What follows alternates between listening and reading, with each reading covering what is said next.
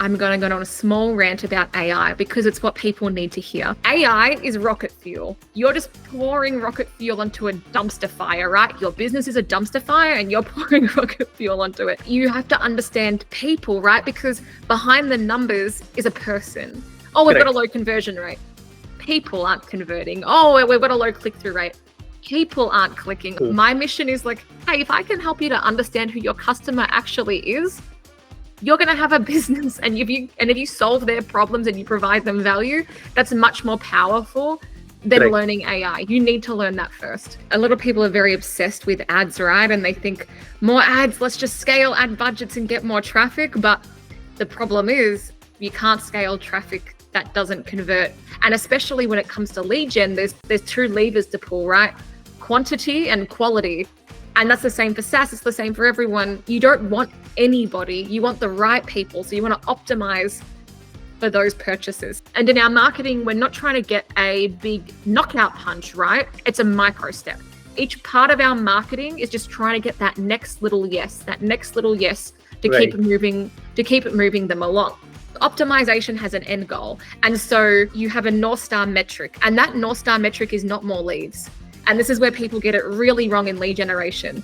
You don't want more leads, you want more buyers. So even if you are getting a lower conversion rate on your landing page or you're paying more per lead, who cares if it's turning into more buyers?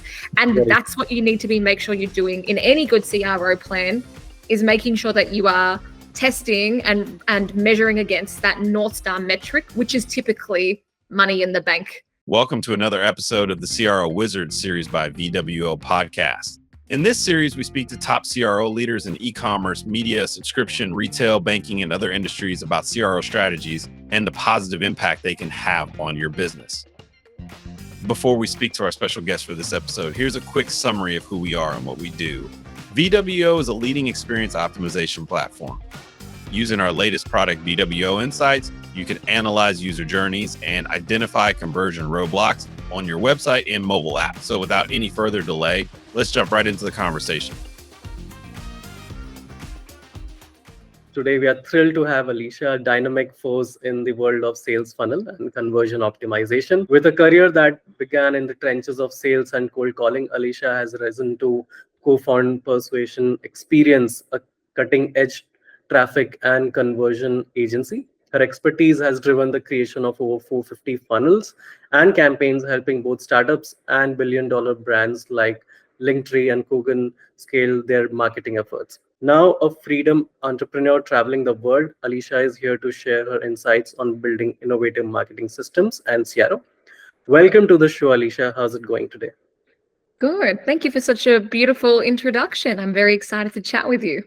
Great. I've gone through your profile, and kudos to all the great work that you have been doing. And it's good to see that we have such CRO experts, and the knowledge about CRO is now widespreading across the world as well, because I believe CRO is still in the nascent stages, but leaders like you are making sure that every business knows about CRO and they are doing things to make the experience of the users better on the website. Exactly. A lot of people are very obsessed with ads, right? And they think more ads, let's just scale ad budgets and get more traffic. But the problem is you can't scale traffic that doesn't convert.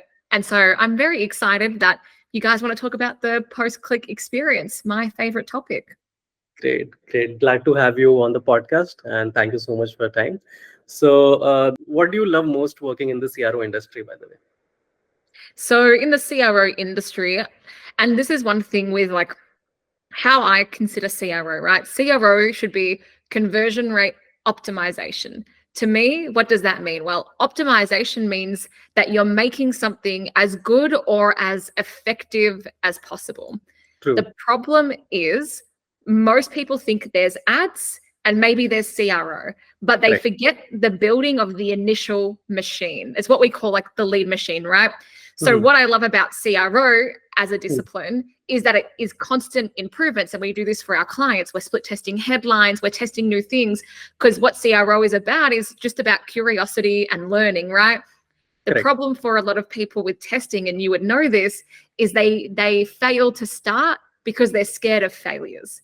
Exactly. The thing is, failure is feedback, and feedback is knowledge, and knowledge is power. So one of the things with CRO, one of the things with like our education and what we try and do and why I love it is we want to try and empower marketing teams and CEOs to let their marketing teams fail and to learn things, and not trying to make them, one shot, one opportunity, having to get it right exactly straight away.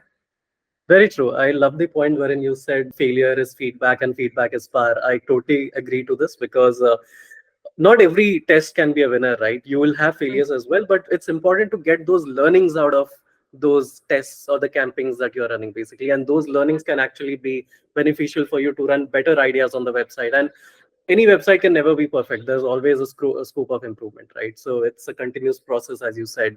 So totally agreed with your point. So businesses, use paid marketing, quite often, and they're concerned about converting their leads, traffic into leads. So how can these businesses begin with conversion rate optimization, since you said that the start is always the problem? Yes. So I've worked with probably like 1,000 clients, and Right. most of them, if they're sophisticated and they're doing ads, what they start to find is they get stuck and they can't scale past a certain point, right? And you probably see this as well. And so maybe then they move to CRO and they're like, okay, we're going to start testing things. Right. But I kind of call it, that's like you're Frankensteining something, because what they failed to do was put in the research and the strategy and the execution to build their initial machine. So Correct. before we go full nerd on everybody and start talking about CRO, I just want to make that differentiation. And that's what we do for our clients. That's what every single person needs to do, is you need to build the foundations to scale. It's like, what would be the point of buying like a shitty Honda and then trying to deck it out with optimizations that are meant for a Ferrari? You want to bring in, I don't know cars, so hopefully this analogy is landing with someone, but hopefully what you want to do is bring in a proper Ferrari before you start doing mods. But people aren't doing that, right? They've got like an old beat up car and they're trying to do mods to it. So what you actually need to do is consider, where are you sending your traffic to, and what does that system need to look like? Because you don't need ads and you don't need a landing page. What you need is a system. And then you can start split testing amongst that system. And CRO is not just reserved for ads, or CRO is not just reserved for the project. It should be part of a holistic campaign strategy of consistent iteration and testing. So before you do any CRO, what you need to do is make sure that you have your right Ferrari to be making these mods and improvements on. Exactly. Fair enough. Makes sense. I believe analysis and the pre-research has to be given a lot of focus in CRO to make sure that, first of all, as you said, it has to be aligned with the strategy, with the business goals of the organization. And secondly, it's very important to make sure that the ideas that you're coming up with are data-driven, because you need to understand what's not working and what has to be optimized. And that only comes when you look for ideas, analyze your website, and do that mix of both quantitative and qualitative analysis that basically helps you come up with data-backed ideas. So I understand, what you're saying, and I believe this is something that a lot of businesses should focus, into. Now, in industries with longer sales cycle, how do you adjust CRO strategies considering the extended decision making process? What steps do you take after landing page optimization? Yes. So and this is who we work with, we usually work with B2B, high ticket B2C, higher ticket purchase, higher consideration, right? Before someone's going to purchase. And basically, the first thing you need to do is map out your lead to sales time and what are the different touch points and what is someone going to have. Now, some people might call that a funnel. And here's the thing, a funnel's not optional, right? Like, it's not some Russell Brunson internet marketer thing. A funnel's not optional. You have one by default. It's just every single touch point that somebody has with your brand. And the thing about these touch points is they're all potential revenue leaks. And then these little leaks, they can sink big ships if you're not optimizing those. So you have to understand those touch points. So if you want to be dealing with these like longer lead to sales times, you need to understand the psychology behind the buyer. Then you need to map out that lead to sales time. You need to understand where they're going to be in their stages of awareness, and then make sure that at each of those points, you have different offers, which are your different micro yeses. And then you want to be testing these things. So once you have this mapped out and you understand all of these different touch points and you build your initial Ferrari, your funnel, now what we can start to do is test those things. Now, what are some of those levers you could test? Well, there's your initial landing page. That's where you send traffic to. We can optimize that. How can we optimize that? Better offer, better copy, more social proof. There's a lot of, I won't list them all out. I'll start talking for 3 hours, but that's one thing. Then there is other things like the form. How do we capture that information? Blah, blah, blah. And then there's emails and all these other assets. But the main thing I want everybody to remember is, what are you optimizing for, right? Because optimization has an end goal. And so I've been guilty of this in my early days of CRO, but you have a North Star metric, and that North Star metric is not more leads. And this is where people get it really wrong in lead generation. You don't want more leads, you want more buyers. So even if you are getting a lower conversion rate on your landing page, or you're paying more per lead, who cares if it's turning into more buyers? And that's what you need to make sure you're doing in any good CRO plan, is making sure that you are testing and measuring against that North Star metric, which is typically money in the bank, right? Not actually a lead. Very true. In fact, a lot of SaaS businesses that we have been working with, they always tell that their main focus or the macro goal is leads. But ideally, these have to be qualified leads, right? And should convert into buyers, rather than just improving your conversions on lead will not eventually get you there. Rather, you need those qualified leads, which actually leads to, final conversions. Exactly. And secondly, I also like the point where you said that we need to understand the funnel, understand each step of the funnel, because even in clients, I've seen cases wherein clients who want to improve their number of orders, they will start making changes to their cart page, which doesn't really make sense. It's always a trickling effect. If you're making changes to the homepage, you improve the experience on the homepage and you see its impact on the listings page or the collections page. Similarly, if you're trying to improve users who are landing on the cart page, you first need to make sure that your product page is ideally at its best, so that the experience on the product page is great, and then users then move to the cart page. Exactly. So as you rightly said, the entire funnel has to be understood well, and then each part of that funnel has to be worked upon. Exactly. How we think of it is like even like when I've done webinar funnels, right? And somebody be like, okay, I want to get my opt-in page rate to 50%. I'm like, no, you don't. Because the whole point of bringing people in is to sell them something down the line. So it's very easy to get high conversion rates, right? But that's not what you always want. And especially when it comes to lead gen, there's two levers to pull, right? Quantity and quality. And that's the same for SaaS. It's the same for everyone. You don't want anybody. You want the right people. So you want to optimize for those purchases. So yeah, this is a good point. So the lead machine workshop system of persuasion experience is much talked about. So could you tell us more about this? Because I believe this is something that is new to CRO as well, and this is something that you have been working on personally. So if you can give us some more insights on it. Yes. So basically, now in my career, I've been in marketing for about 10 years. I started out in a company called King Kong, and I built out their sales funnel and conversion team from scratch, right? Doing everything post-click, all of the emails, all the CRO. But after that, I went to Founder. They do 7- and 8-figure course launches. So I'm launching these courses and I'm doing all the CRO. Right. But what I found was every time I'm trying to improve results, there was always one big lever. One big lever that would really change a business, and it was the offer.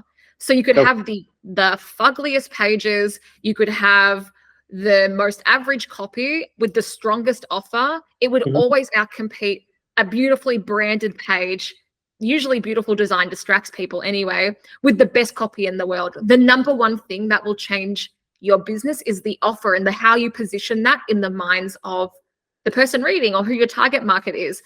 So basically, because I've made like 1,000 of them, we distilled it all down into this workshop. And part of our mission is to help businesses who are awesome, but don't know the marketing and sales. And so now we've had like 1,000 people go through that workshop and we get really awesome feedback. At the time of recording, I think we charge like $17 for it. And it's 3 hours, step by step, how to make an offer, because CRO is pretty useless if you don't have a core offer that you're even offering somebody. What good is a button color test if you don't even have an offer to convert your traffic yet? Very true. Okay, so this is basically a workshop focused on offers and how you can basically leverage your offers to improve conversions on the website. That's the whole focus. Exactly. Okay. Because I believe this is still something that is not really talked, a topic that has been talked about in CRO. Because as you said, it's always the discussion has been more around changing the headlines, changing the colors, changing the copy, changing images. But how to position your offer is definitely something that even I have never got a chance to discuss in detail with CRO experts out there. So I believe this is something that is going to add a lot of value to businesses.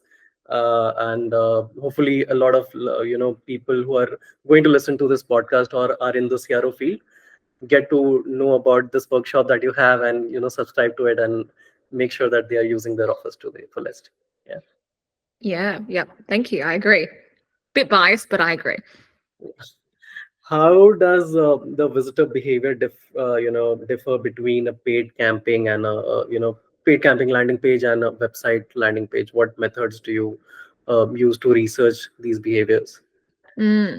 So I would say, and whenever I answer a question, I want to teach people how to think about it and then how to do it, right? Like, it's more important that you learn how to think about it. So no matter when something changes in the digital landscape, which it does every day, you can have the mental models to think about this. So here's how to think about this.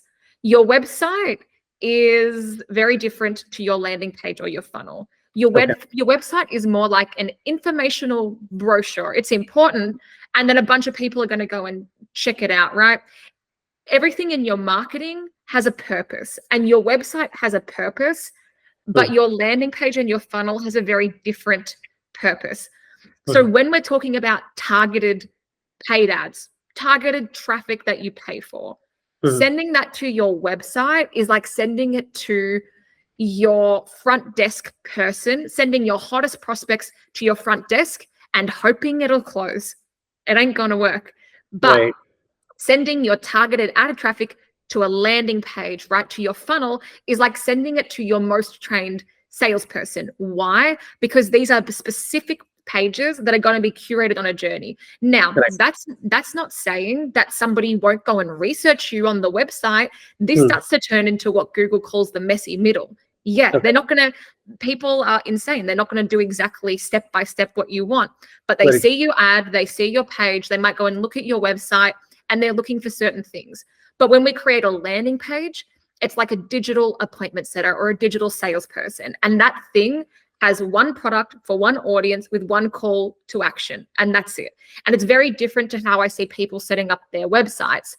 Now, the other thing that you need to consider with traffic and ads is that different traffic has different temperatures. So your SEO has a different intent. Your Google ads has a different intent. Your Facebook ads has a different intent. And you want to match those landing pages with the conversation going on in their brain. So with your website, you're kind of trying to like create something that is going to answer like a catch-all for everybody. But when you run paid traffic, you have a really unique experience to understand exactly where that person is in the buyer's journey, and then create an experience, like a lead experience, a sales experience to convert that traffic. For example, on Google ads, you literally know what someone's searching for. So you know in their head, well, what's going to be their next micro step? What are they looking for? What's the temperature? What's the conversation? And on Facebook ads, you can kind of gauge that. But on your website, it's more of a catch-all. So in terms of like, in my opinion, and I think it's just fact, my personal fact opinion, is how does visitor behavior differ between a paid campaign landing page and a website landing page? Your website's not made for conversions. It's important, and it's part of like the fact-checking journey. But when you have paid media, you can test this, but ideally you want to be sending them to dedicated landing pages made for that. And in terms of method to research their behavior, we watch user session recordings, heat maps, scroll maps, click maps, it's like quantitative data and qualitative data, right? The quantitative data, which is the numbers, just tells you the what, but that's Correct. not the full picture. That's just like, here's what's broken or here's what's working. Correct. Cool. The qualitative data, so your customer surveys, your onboarding surveys, your user session recordings, the heat maps, click maps, that's why. And that helps you to start create a story and a hypothesis around the data, so you actually know what to improve. I really love that comparison that you made with users coming from paid camping and landing page and getting directly into that expert sales guy who will basically guide you and give you that personalized suggestion, rather than going to the front desk and getting lost in the entire journey once again, right? Because there's so much that a website has got to offer in terms of different products or different offerings. It's quite evident that the user might get lost if they're coming from a paid camping, and then you're just wasting your money. Rather, you give them a personalized experience, put them right in the funnel wherein for what they're actually looking for, from where they can actually move ahead and continue that journey. So really love that point. One of the things we do as well, because people are used to using navigation and things on a website, so we've tested on our landing pages having a sticky nav still, which will anchor to certain parts of the page, kind of making it like a one-page website, right? Because people sometimes that's how they want to interact with you. So like we might have pricing or about us or FAQ or reviews, which are naturally on the landing page. We put them in the navigation and then they just anchor to certain parts of the page. So we're still controlling as much of the conversation as possible. Fair enough. I believe this is a good approach as well, to make sure that they get that personalized feeling on the landing page, plus also have that control to move along, different options that you put in that sticky nav bar. Yeah. So, there has been a lot of talk about AI, and many AI tools such as, synthetic panels and ChatGPT are commonly used for, user research and copywriting. So have you incorporated any similar tools in your work, and how has your experience been so far? Yes, I have. But also, I'm going to go on a small rant about AI because it's what people need to hear. People are very obsessed about AI. Here's the thing, or like, here's the marketing equation that you need to know. There's psychology plus economics times technology. If you're a good marketer, you know all of these. Psychology, why does someone buy? Who's your market? What's the words they use, the language, the offers, blah, blah, blah. The economics, what are your funnel economics? What's your CPLs, your CPAs? What can you afford to spend? What's the LTV? All of these like economic words, the maths, your marketing maths. And that equation is times technology. Now, here's the thing. Technology is an accelerator, but 1,000 times 0 is still 0.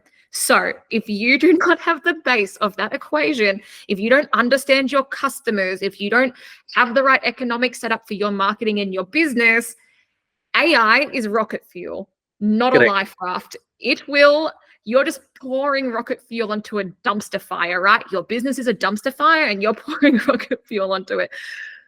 Rant over. Now I will tell you how we use AI in our business. The main thing is we don't outsource our thinking to AI. It's not there yet. And that's a good thing, because we're all going to become very redundant if AI starts thinking for us. So what I see a lot of people doing wrong with AI is that they're trying to outsource the strategy. You can't. This is my opinion. AI is like your intern or your personal assistant or something. Very eager to please, doesn't necessarily know how to do it, and doesn't necessarily get it right all of the time.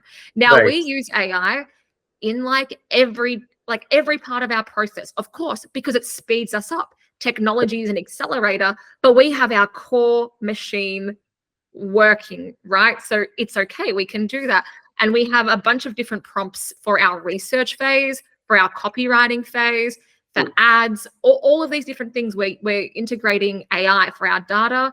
But for example, with copy, using AI with copy, if you don't know what good copy is and AI serves you up, just like if an intern gives you something and you don't know if something's good and then you run it, the problem is everybody's just becoming more noise in the industry, right? So actually the environment is shifting where with AI, our newest thing is how do we stay authentic? How do we sound human?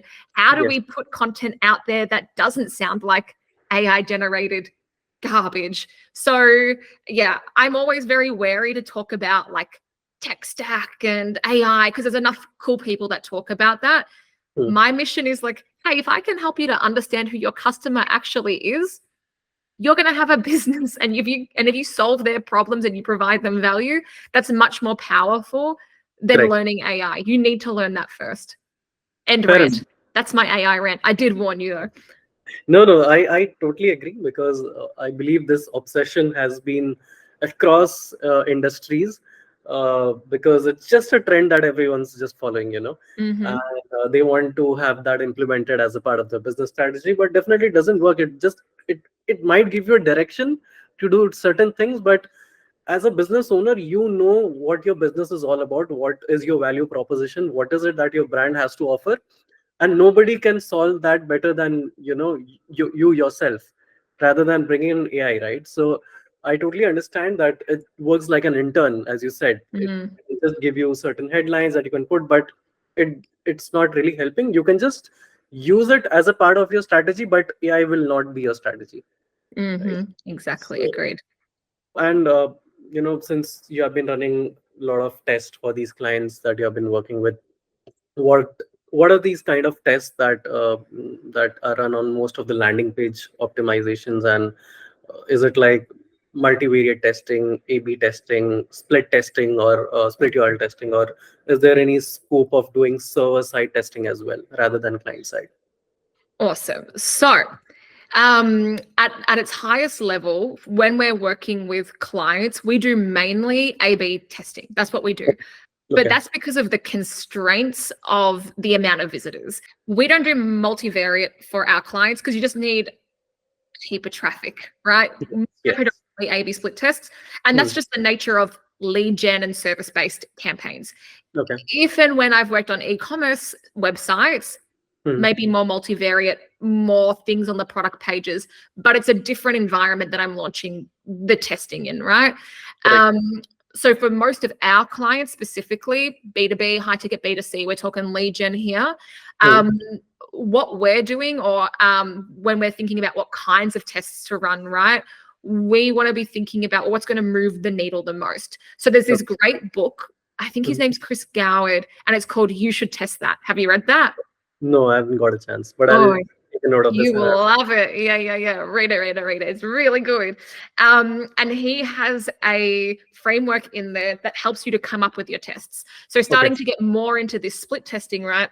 Okay. When it comes to CRO, you can run tests, but marketing is inputs and outputs. Garbage in, garbage out. So if you run a shitty test, you are going to get shitty results and a shitty outcome. We don't want that. So what is going to move the needle the most? And sometimes it's not what you want to run. Trust me, marketing is a humbling sport. Most of my tests don't work, but I always learn something from them. And so it's like 9 out of 10, I don't know, it's probably not 9 out of 10, but 9 out of 10 don't move the needle. But that one that does, because you've learned all of these other things, holy moly, that like changes the game, right? And that's what we're looking for. But how do you find that? So we use a framework called PI. Some people use ICE. We use PI. PI is what we do is we write down all of our ideas. So where the process is, we look at the quantitative and the qualitative data. We have to have good hypotheses, good ideas. Then we rank the ideas.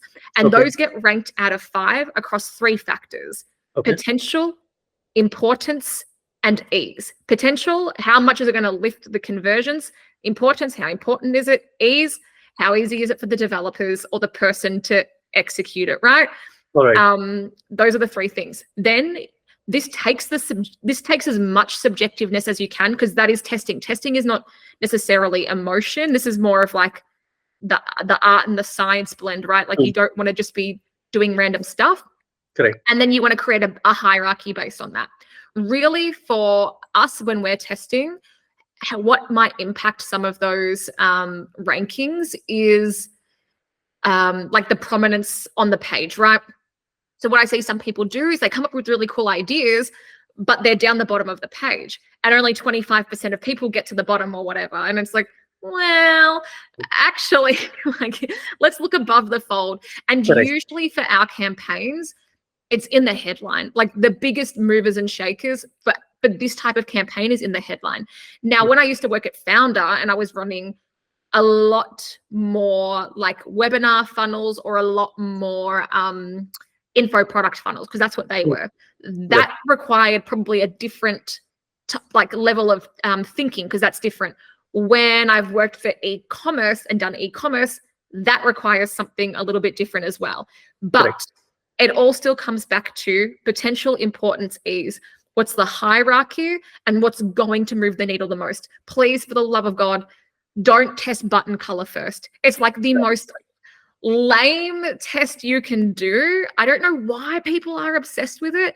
Basically, as a default, your call to action should just follow the isolation effect, which means it's a different color to everything else on the page. Just Yes. start with that.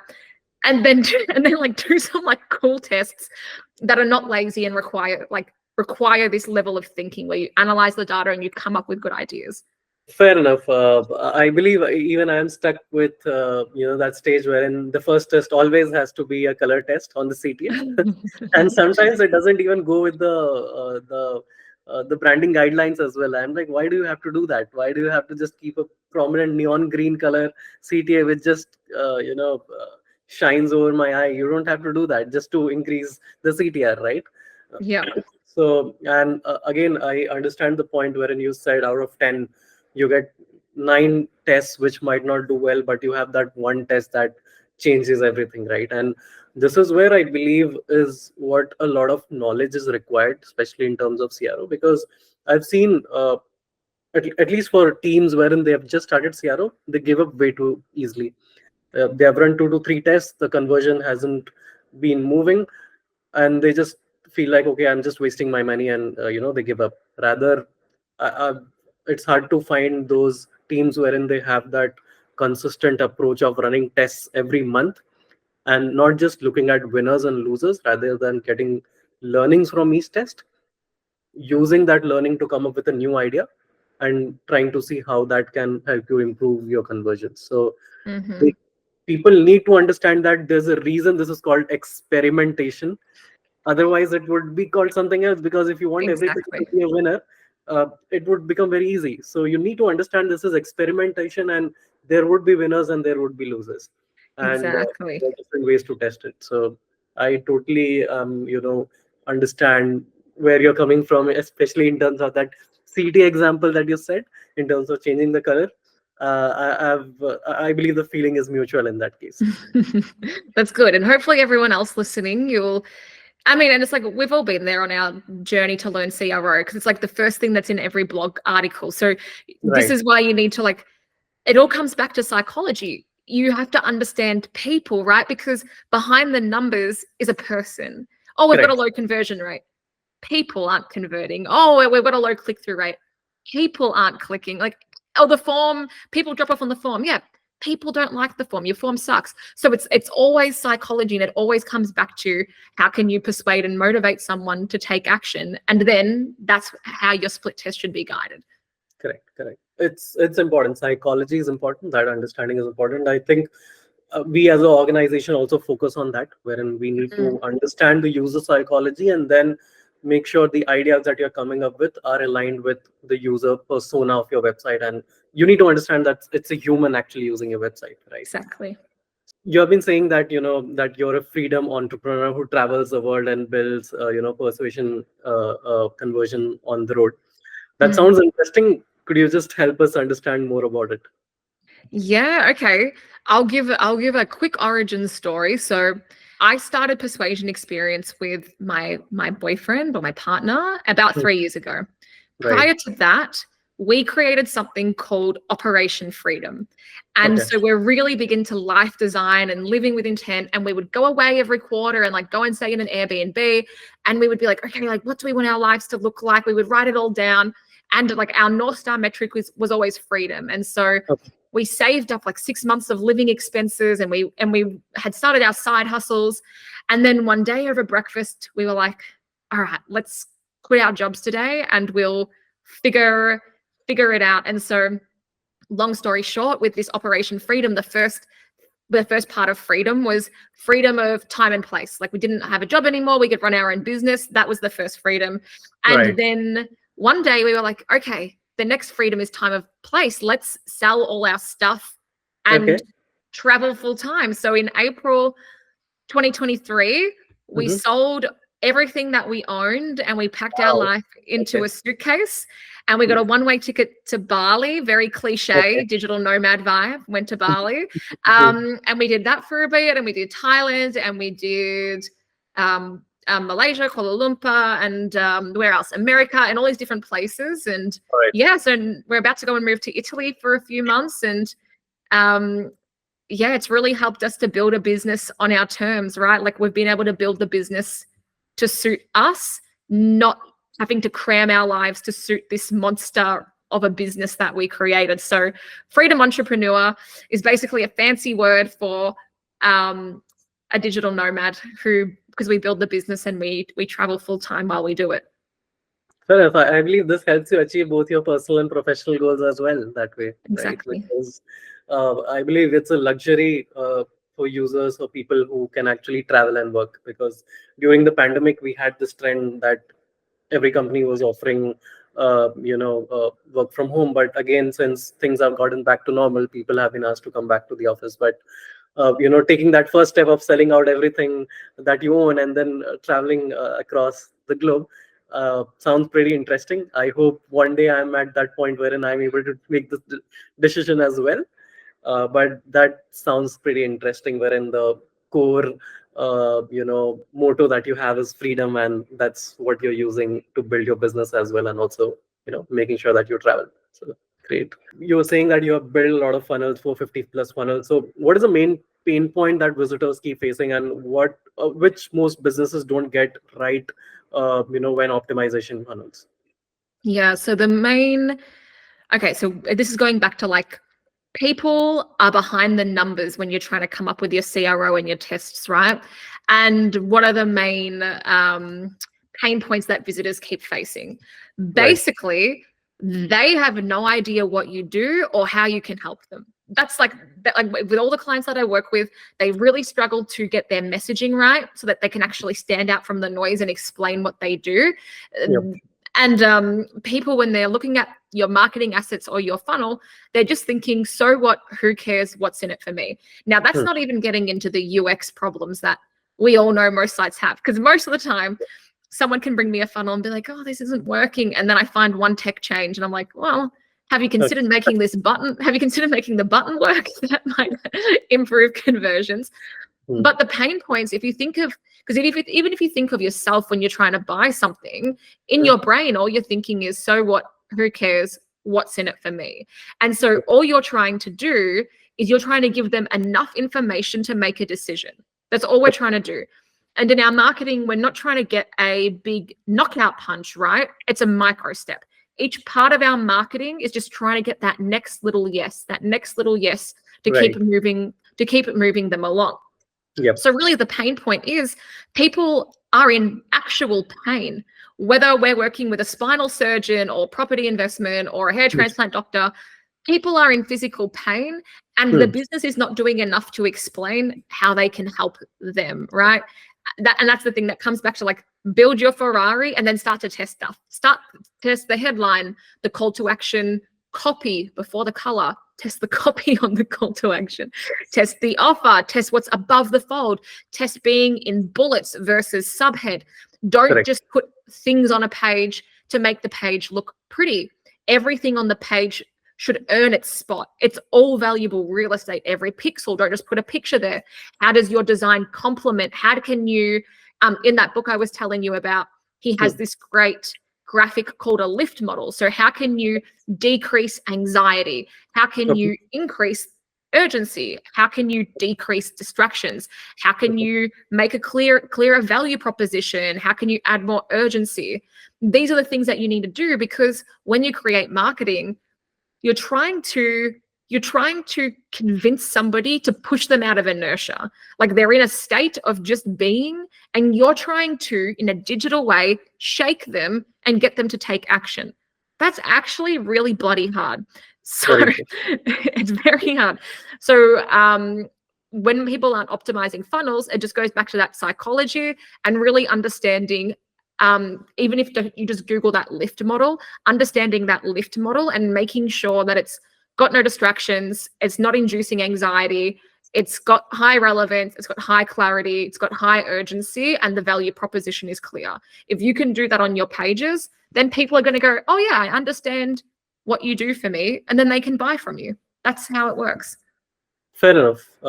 I totally understand that point that you just mentioned in terms of somebody looking for a hair transplant, and they are actually in a physical pain. They're trying to solve a personal problem, and in such cases, I've seen websites wherein you land on the website and all you see is the pricing, and they're asking you to pay, which is actually just adding on to the frustration. Rather than first you tell me what is it that you're going to offer, how are you going to solve my problem, and that is when I end up trusting more on the solutions that you're offering, and then go ahead and purchase, rather than you're actually shaking me to make sure that I just book an appointment and do an instant payment or do a token payment or something of that sort.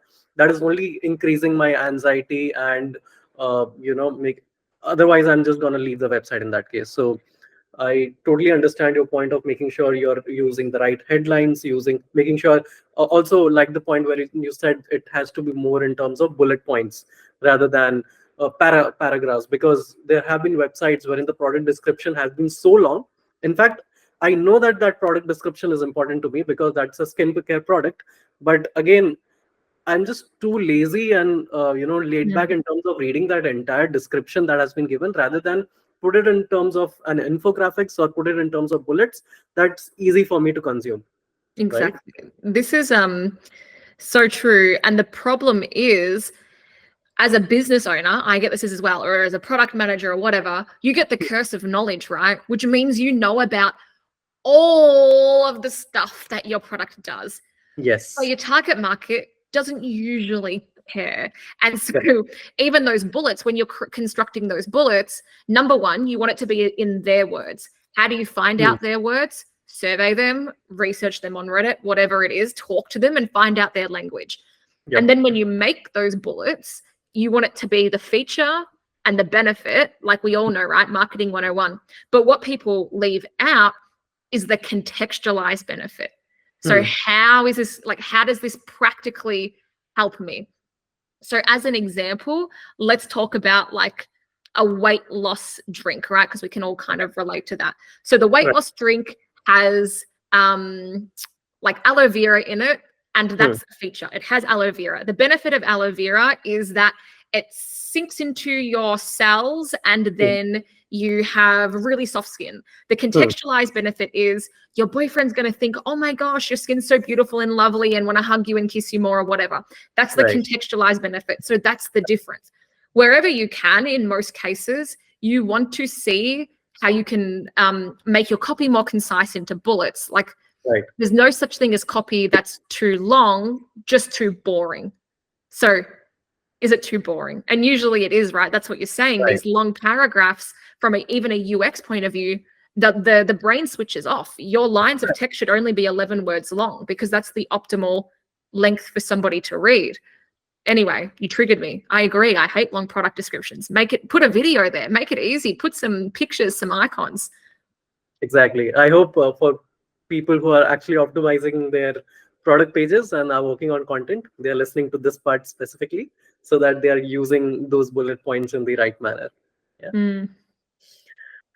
What is the maturity level like in B2B and big ticket B2C companies in Australia regarding conversion optimization, and how do you deal with clients who are focused on fast results? Yeah, I just don't take them on, but that's not. But I run my own business now, and that wasn't the reality when I worked in agencies for 10 years. So, and this is the thing, right? This is where expectation management and setting is so important. But when I was a little baby digital marketer, even though I knew my stuff, like not relative to now, I struggled to articulate it, or I struggled to be confident, which would make marketing managers and business owners second guess me. And that was very frustrating because I'm trying to do a good job, but you can't do that when someone's second guessing you. Now, it's just like one thing about client management. So how do you deal with clients who are focused on fast results? Prevention is better than cure. So if you're a business, like for me in my marketing, I don't talk about, I'm going to get you a lot of leads and it's going to blow your grandma's brains out her ears and you're all going to be millionaires in the Bahamas. Like, I don't tell that because that's poor management in the marketing. So for everyone who's listening, if most of you are CRO people, either internally or you're an agency, and if there's clients focused on fast results, you need to be setting their expectations in the onboarding phase.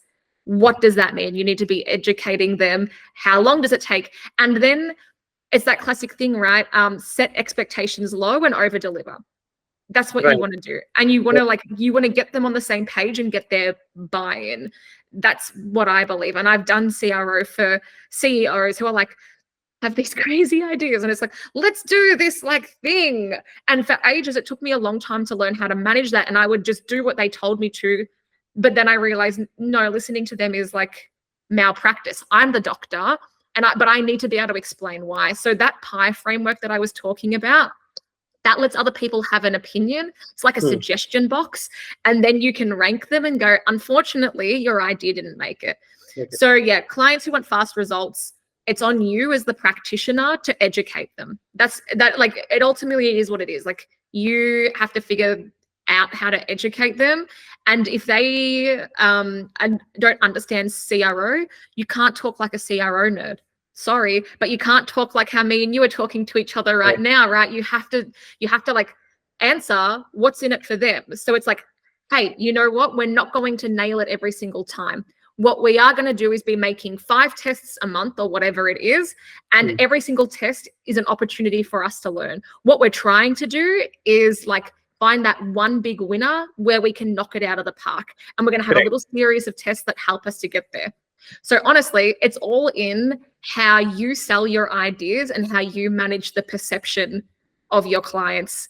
So yeah, it's just all about client management. That's what I've learned after 1,000 clients. Extreme ownership, manage the perception. No, I believe it's the same case as well, because especially in CRO, what I've noticed is there's a lot of education that still has to be spread across in terms of people who are even been there in CRO for quite some time, and especially for those who are getting started. And 2 things, as you mentioned, there's expectation settings that has to be there in this case, because I've seen clients who right after the first test, they are just like, okay, my conversion rate did not improve. It's like it's difficult to have that improvement, right? And with the first test, it's more like a test cricket. It's a long innings, and it's a non-stop process, because as I said, a website can never be perfect. So we need to understand, make sure that the expectations are set right while in the onboarding phase itself.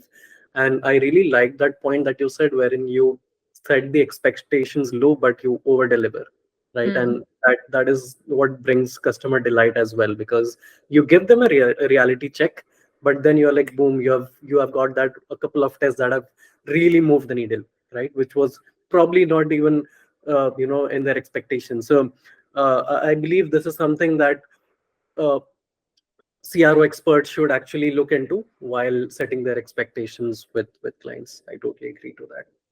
Yeah, that's it. And it will change your life. And trust me, I know it's hard. It took me many years, a lot of frustration, a lot of tears, a lot of like hands on my forehead. But eventually you realize it's on you as the practitioner to be able to explain it to a layman who doesn't understand CRO. So you have to figure out how to explain it to them, and you have to figure out how to get their stakeholder buy-in. Like, it's on you. You can't just be frustrated that they don't understand.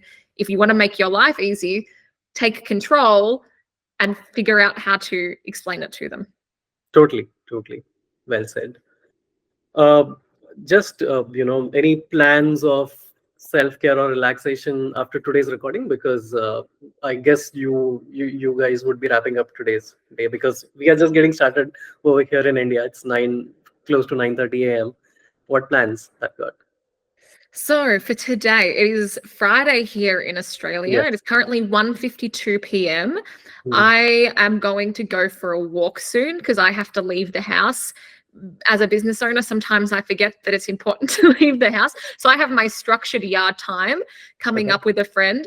And Mhm. then in my free time, I mainly hang out with family and friends. So this weekend, I'm going to go back. I grew up in a little tiny country town Okay. here in Victoria. There's no traffic lights.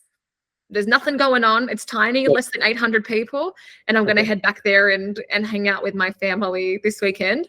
What about you? What's on? It's going to too hot for you to leave the house, right? It's too hot. It's too hot for us to leave. And I guess, I mean, a lot into sports. So we have the T20 Cricket World Cup that's Yes. going. And we also have the Euros. So I'm a diehard Cristiano Ronaldo fan. So Portugal is playing over there. So I have Yeah. these two games that are keeping me occupied post my working hours. So That's so I good. think that's gonna be like the plan in that case. I'm not a very good Australian in that sense. So one of the guys in my team, he's from Pakistan, and I just rely on him to explain what's happening in the cricket. So if somebody Yep. asks me, I know enough that I can pretend I'm a good Australian and I know what's going on in the cricket, and that's about it. That's my That extent. No, that's actually good. And since you have been talking about that, we have the India versus Australia coming up in a couple of days as well. So it should be a good match because the last World Cup we guys lost because Australia did play a great game. So hopefully this time we'll see. Right. Okay, well, you can ask me about it approximately one business day after it happens, so my team has time to fill me in. I- So I have dot points of what I can say about the cricket. Fair enough. No worries. So Alicia, we'll just move to the last part of the podcast wherein we have a rapid fire round. So I have got a set of questions, right? So cool. So I'll just start with the first one. So if you're starting a career in CRO today, what is the one thing that you would do differently? What would be the one thing I could do differently if I was starting in? I think that every single marketer needs to get better at psychology. I think that if you study direct response, if you study persuasion, your life will be a lot easier. All of marketing centers around that, whether you like it or not. I would have spent more time, and I spent a lot, but I would have spent more time focusing on that aspect of marketing. All right, great. A newsletter that every CRO professional must follow. I really enjoy the Nudge podcast that Okay. talks about like different cognitive biases and little things like that. So I think that one, I'll leave it. Yeah, I'll say that one. The Nudge podcast, which is also a newsletter, is awesome. Okay. 3 books that you would recommend to our listeners. I guess you have already listed one. I know. Yeah, here's something I prepared earlier. You should test that by Chris Goward. Another one would be because everyone's I'm gonna say everyone's probably like a CRO nerd like us, but because I want everybody to learn more about marketing, I would say to explore Dan Kennedy. If you understand, if you study Dan Kennedy, you'll be very, very good at what you do. And then another really good book that I've read recently in marketing. Who else's books do I like that I want everyone to read? Another great one is Todd Brown's E5 method, if nobody's read that. And these will just stimulate really good ideas for your tests. So the more marketers that you understand, the better you'll be able to do. All right. What's your go-to travel destination in Australia? I know you have been traveling a lot, but specifically in Australia. Probably my favorite place is where we have little weekend getaways is a country town called Daylesford. That's in Victoria. So it's like somewhat easy to get to, very relaxed, has good wineries, which is very important to me. And Daylesford is very, very beautiful in Victoria, or like Torquay area, which is more beach. So that should cover two different types of people, country or beach. Totally. I think you're gonna hate this one, but one thing that AI will replace in the next 3 years. Junior positions, I think. Okay. I really feel like people, and that will be a shame. I'm really worried about it for digital marketing because we all came up as juniors, right? At some point you start as a junior. And what I'm very worried about in digital marketing is that AI will start to replace juniors and there'll be less footholds that we can all get, that we all had that opportunity. There's going to be less footholds for people to get their start in the industry as people try and automate and cut costs more. Yeah. Right. If not a CRO specialist, what other profession would you have chosen? Well, funny story. when I finished high school, I was actually going to become a dentist, and that's what I got like accepted for. And then I randomly ended up having a gap year, and I worked in a call center. And I was like, business, what's this? Sales, this is fun. And then I ended up going to uni the next year for marketing instead. But so I have a feeling in another universe, I'm taking your teeth out right now. That's probably what I'm doing. I'm a dentist. Okay. I believe this would be very similar in my case as well, because right now I'm a customer success manager, but I was actually preparing for medical studies in my high school. But somehow I ended up in SaaS sales, and that's from there I moved into marketing and customer success. So I believe it's kind of similar in that case. Yes, exactly. It's like you don't choose the marketing life, right? The marketing life chooses you. You kind of fall into it. Yeah. Yes. One CRO metric that you wish people should stop obsessing over. Conversion rate. Okay. On leads and on opt-ins, especially on lead magnets and webinars. North Star metric, buyers, money in the bank. That's what we're always optimizing for. Everything else can be like things that you can try and optimize, but only if it's helping that North Star metric of cash money. Fair enough. Here's the last one. A dream or a goal that you wish to achieve in the next 3 years.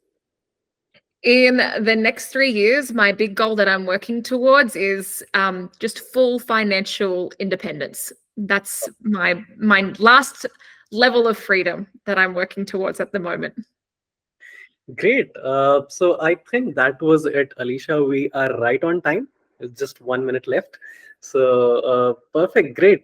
Thank you so much for joining in today. It was really pleasure hosting you. And I look forward to hosting you once again. Love the conversation today. Awesome. Thank you for having me. Yes. All right. Take care. See you. Bye-bye.